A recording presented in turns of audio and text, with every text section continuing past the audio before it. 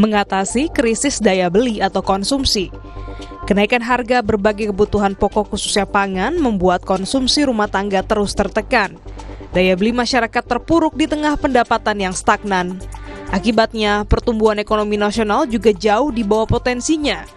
Pertumbuhan konsumsi yang belum pulih sejak pandemi ini memunculkan kekhawatiran para pengamat. Mereka mengingatkan pemerintah tak bisa terus mengandalkan cara konvensional seperti pengucuran bansos atau mendongkrak daya beli. Perlu terobosan baru yang menembak langsung ke pokok masalah pendapatan masyarakat. Dalam jangka pendek, kebijakan pengendalian inflasi yang dibarengi gelontoran program perlindungan sosial mungkin mampu menjadi bantalan sementara masyarakat dari tekanan daya beli.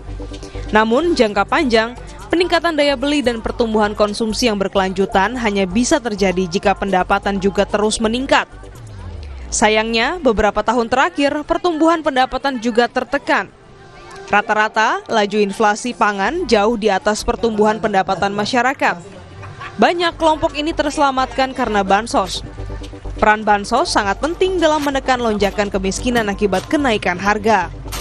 Anggaran perlinsos yang terus membengkak dari tahun ke tahun, sementara angka kemiskinan tak turun secara signifikan menunjukkan program ini bukan jawaban tuntas untuk bisa mengentaskan kelompok miskin dari garis kemiskinan secara permanen. Guncangan sedikit saja dapat membuat mereka kembali terperosok ke bawah garis kemiskinan. Berbagai faktor seperti pergerakan suku bunga Amerika Serikat yang berdampak pada nilai tukar rupiah, kemudian perubahan iklim dan tensi geopolitik yang bisa memicu lonjakan harga pangan, energi masih berpotensi membuat lonjakan harga akan berlanjut. Ini kabar tak menggembirakan bagi kelompok miskin yang sekitar 80% pengeluarannya untuk belanja pangan. Dalam situasi tekanan daya beli akibat kenaikan harga bahan pokok, belanja kesehatan dan pendidikan biasanya dikorbankan. Akibatnya, menambah tantangan Indonesia Emas 2045. Upaya mendongkrak konsumsi akan kian berat dengan berbagai kebijakan baru pemerintah seperti kenaikan PPN yang dipastikan berdampak pula pada kemampuan konsumsi kelas menengah.